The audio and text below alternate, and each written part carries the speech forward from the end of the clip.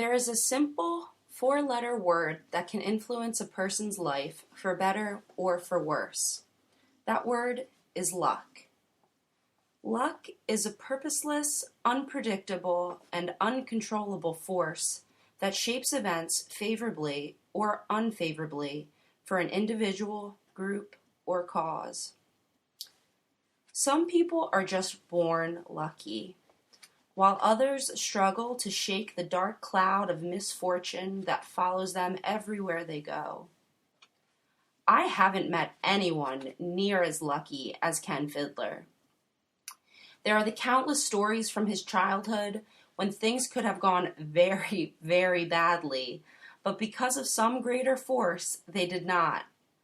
Take, for instance, the time he and his buddy Freddie were pretending to drive the Iceman's truck and accidentally let off the brake. The truck began to roll down the hill, heading towards a railroad track and then the river, yet the two escaped unscathed, thanks to Ken's quick turn into an empty field and some greater force, which I like to believe is luck. If not for his good luck, Ken might not be here today, sitting with me, graciously sharing his stories. In today's episode, you will get a taste of what it was like to have luck on your side. Last week, we left off right before we began our discussion on the hunter-killer group that Ken and his comrades were to participate in. Mr. Fidler, would you like to refresh our memory of the circumstances that surrounded this? I think I will try. After our third convoy to North Africa, our 5 of our ships from our division went in the Brooklyn Navy Yard. All the destroyer escorts had a new type of radio direction finder installed. A very long antenna was attached to the top of our mast, and new radio equipment was installed in the CIC room with a between ships voice radio next to it. The radio equipment was a special high-frequency unit that was used to listen for German submarines when they surfaced at night to broadcast back to Berlin. The equipment was called HFDF, which stood for High Frequency Direction Finder. The radio had an operator on it 24 hours a day, and each ship in our group was assigned a different station to listen to. Each station had a code name, and if one ship heard a submarine broadcasting on the station it was guarding, the operator immediately picked up the telephone between ships and said the code name of the station, so all the other ships would change to that station and try to get a bearing on the submarine with their direction finder. Then they took those bearings from each ship and located the submarine where the line intersected. That got pretty exciting sometimes. And go on a convoy, the fourth convoy, but the last minute they had canceled that and assigned us to the hunter-killer group. And So there was a change of plans. I was saying change of plans. Okay. Yeah. And we were assigned to go with a light carrier, a smaller carrier. It was the USS Core, and it was number 13. And we left with them, with the hunter-killer group, the beginning of April. And we were mostly going in the northern part of the Atlantic, a few days ahead of the big convoy that was going across the south part of the Atlantic to North Africa. And we were supposed to be sort of sweeping the way, try to get rid of any submarines that might be attacking those convoys. And we were, excuse me, the carrier usually sent aircraft every day on reconnaissance. And sometimes they would drop little things in the water that would broadcast to them if they heard anything. And if they did, then they'd contact us and we'd look for the submarine.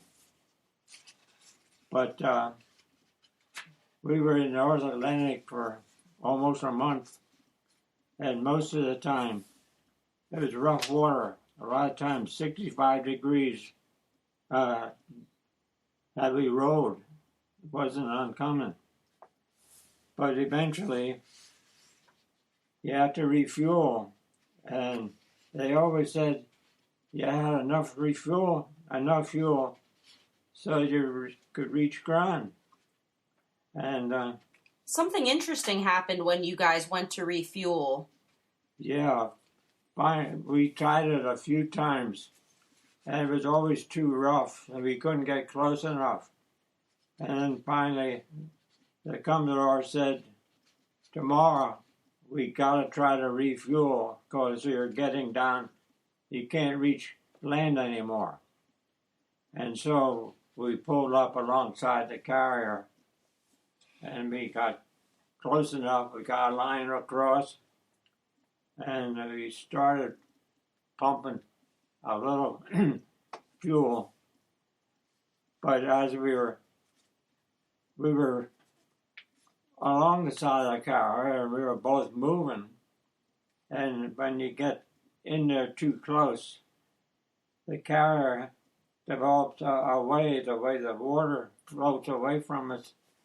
And due to that, it made us go in closer to the carrier. And it was so rough that with our 65-degree roll sometimes, and a 90-foot mast, when we got in too close, the mast started banging on our flight deck. And that wasn't very good. And it started getting worse. And finally, the captain said, stop, cut the lines, stop the engines. And they cut the lines. And gradually, the carrier started pulling it away from us. But we had our deck in the back was only about 4 feet above the water. And the back of the carrier, the tail end, curled underneath in a circle, sort of. And as it was going by, our fantail slid right under that. And when the carrier came down on top of us, it damaged 2 of our depth charges. And fortunately, they had been unsafe, and they were all smashed, and everybody wondered why the whole ship didn't go up in smoke. And finally, they pulled away from us. And then finally, the Commodore said, that's it, we can't do that anymore. And you might have enough fuel to reach the Azores. Can we tell our listeners, take a minute to tell them what depth charges are? The depth charges we had every time we attacked submarines with our sonar, if we got close enough that we could either drop them out the back or we could fire them out the sides. And these were 2 that you would fire out to the sides. And when they go in the water, we used to have them set to blow up at a certain depth to try to get the submarine. Okay, so they're like missiles. Mm-hmm. Yeah. Gotcha. Yeah. And also, when you were talking about the 60-degree roll, can you explain that a little bit so the people can have a better mental picture of it? Well, when you have a rough sea, you got big waves, and sometimes they get up to 60 feet deep, and you're going up and down. And at that point, we weren't making that much, or we wouldn't be able to try this. But it was still rough enough that we would make a lot of roll, and with a 90-foot brass, it would hit the flight deck, and that could damage everything. Gotcha. So the boat was like rolling on the waves. Yeah. Yep. Yeah. Wow. So then... And nobody was hurt when the depth charges got destroyed, essentially. Yeah, but the way there was damage, it's the one that didn't blow up. And if they'd have blown up, the carrier would have went with us. It's incredible the way that the luck favored you in that situation. Yeah. Wow. So after that, then the Commodore said, we can't do that anymore. You're going to have to try to reach the Azores. You might have enough fuel to do that. But that's a neutral island. And when you get there, there could be German subs tied up there or waiting for you to go in. Mm-hmm. But we made it there, and we got refueled, and they said, you got to be out within 24 hours, or they'll keep you for the rest of the war. Wow. So, that's quite a timeline you have there. That'd be tempting to stay there. But anyway, we got refueled, and we left. And then we met the convoy where they were in North Africa. And a day or so later, we left to leave for back to the east. And soon after we left, they told us a few things that we missed. That they found out there was another hunter-killer group just like ours, and they were a few days behind us. And so this is another situation where luck favored Mr. Fidler and his crew. Yeah. How lucky we were, really were. We had been with the USS Core CVE-13 those last couple of months, but at the same time, there had been another hunter-killer group operating out there as well. The name of the carrier was the USS Block Island CVE-12 with 5 other destroyer escorts. It turned out they were not quite as lucky as we were. A torpedo sank the Block Island. Fortunately, most of the aircraft were in the air at the time. Some of the aircraft were able to make it to land safely, but many of them ran out of fuel and crashed into the sea. The pilot parachuted into the water to be picked up by a friendly ship. What else took place at this time with one of the destroyer escorts? One of the destroyer escorts managed to pick up the German sub on its sonar and made a couple attacks on it. It must have damaged the sub because it surfaced and tried to use deck guns against the escort. The escort tried to ram the sub. A big wave lifted them up into hand and sent their bow up and over the sub where it lodged. A short hand-to-hand battle ensued, but the crew of the escort managed to gain the upper hand and captured the sub. When we heard this, we realized how lucky we were. Whoa. I'd never imagined a hand-to-hand combat on top of a submarine. Wow. There was another simple twist of fate that happened too. Can you tell us a little bit about that? That when we were assigned to the hunter-killer group, when they canceled our going with the convoy, another ship took our place.